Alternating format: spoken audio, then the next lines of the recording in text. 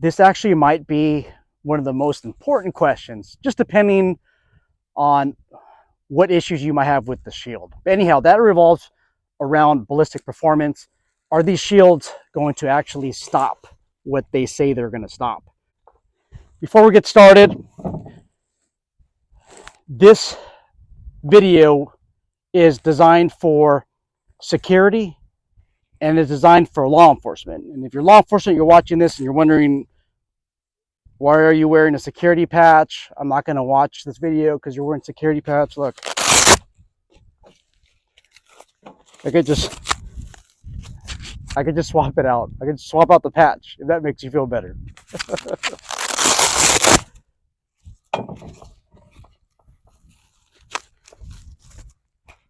So I've been watching, I think I watched almost all of the RTS Tactical Mini Shield review videos, and just about every cartridge, every round that is rated under a level 3 plus, it stopped. Now, I do want you to keep in mind that there's a huge distinction between a rated level 3 plus. There's a distinction between tested to 3 plus standards, and also there's a huge distinction between NIJ certified.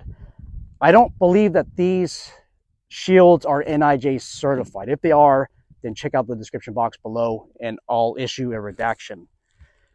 I don't believe they are. I think that they are tested to NIJ standards, and there's a huge distinction for that. But on video, it looks like it stopped every round. Okay. Now, I will tell you this, that RTS Tactical, okay, the manufacturer that sent me these plates, they did tell me that I cannot shoot the plates. However, now that's under the contract, okay? You will not shoot the plates. You will not cause damage to them. You will not take them out on patrol. And I understand.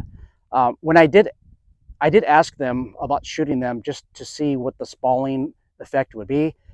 They said that they would get back to me. You're talking about a month later. They haven't got back to me. So right now, being on the range, having limited time available, December, January, I'm not going to keep pushing that issue. I'm not going to shoot the shields. I think enough YouTube content creators have done that already.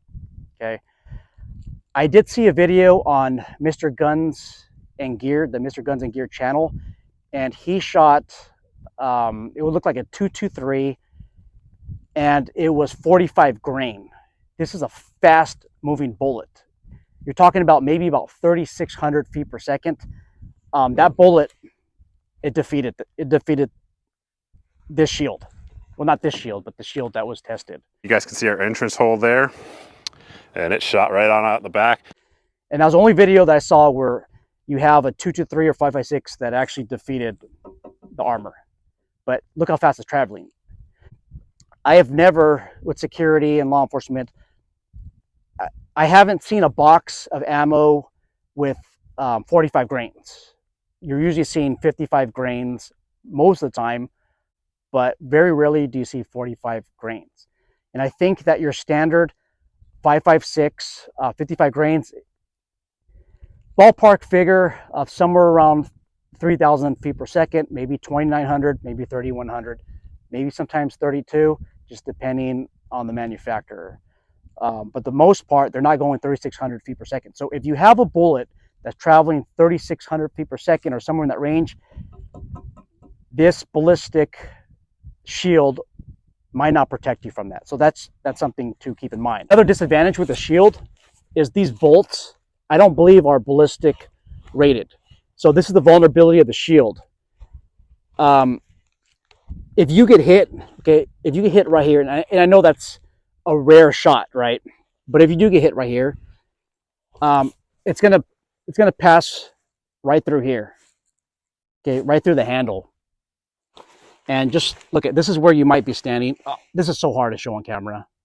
I don't think I can do it. It's gonna be tough. So if it passes, for me personally, if it passes through here, it's gonna probably hit here, and it'll probably ricochet. So that's a huge risk.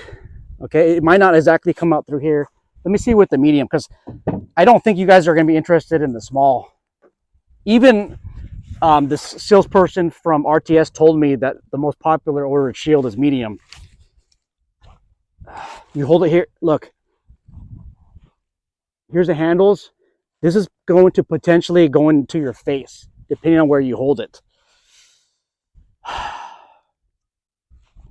If you end up, if right here ends up being hit, okay, you're looking at the lower torso area.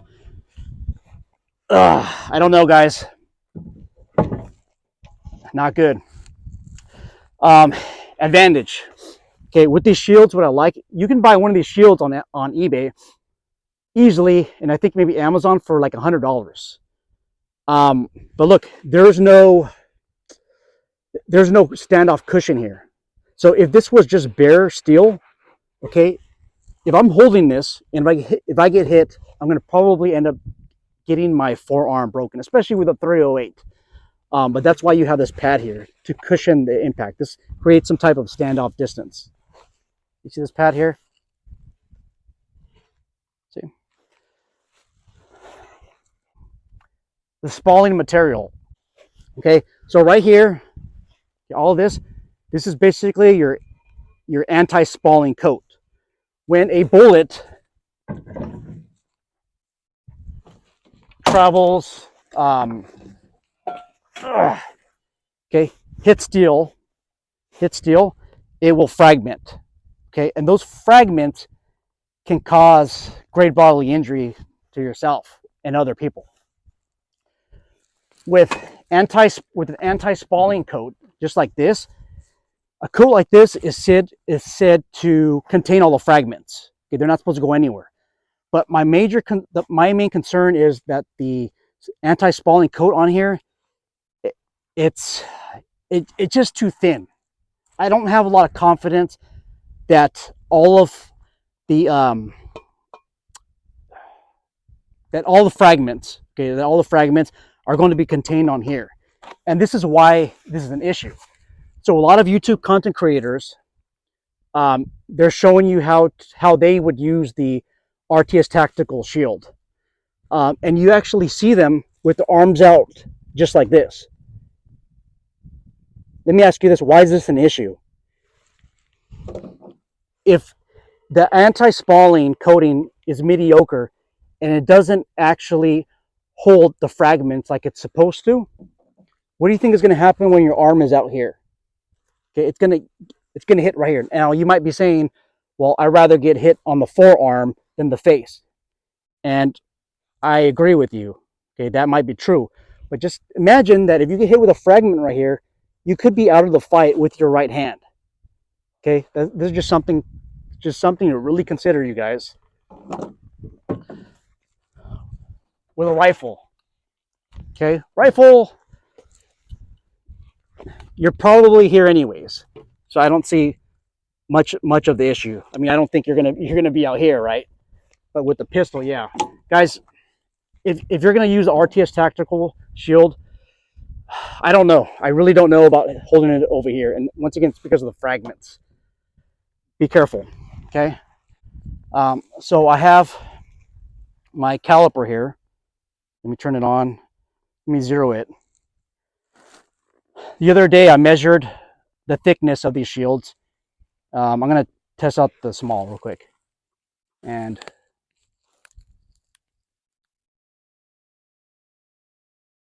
okay, we're like at 6.8. About 6.8. Something like this. Okay, this, I already wrote it down for you. 6.6 millimeters.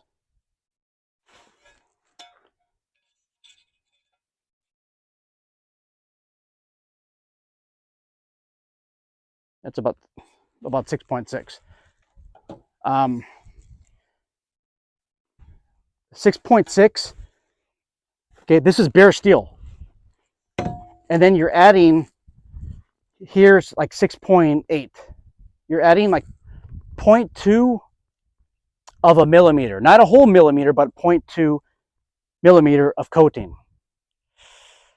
This, okay, once the bullet hits it, it will splatter and it'll fragment. and it can kill you. It can kill the person next to you. Here, okay, you have the anti-spauling coat.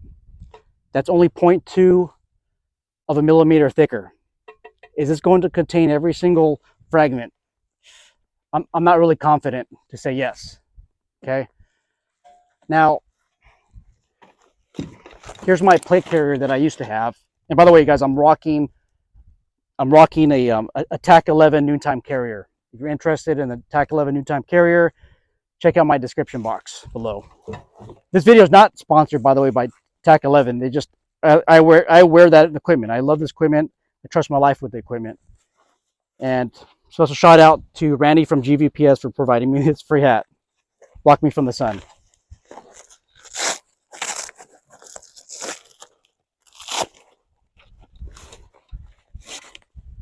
Okay, so this is a level 3 plus lightweight 8x10 ALSC plate. Okay, this is the front plate. This is from AR 500. Before I knew anything about body armor, I purchased this maybe like, I don't know, 6-7 years ago. But I don't carry this for duty purposes. This is my special vest I wear when there's a special threat out there. I measure this, the coating on this, and this is, I think it was 8 millimeters, about, more or less. Yeah, so this is about 8 millimeters thick. Okay, so this is something that's designed for you to wear in your carriers. Okay, this is about 8 millimeters thick with the anti-spauling coat. Okay, you have bare steel, which is 6.6 millimeters, and then you have this shield, okay, that comes in at 6.8 millimeters thick. That's why I have serious reservations on putting my hand in front of this shield.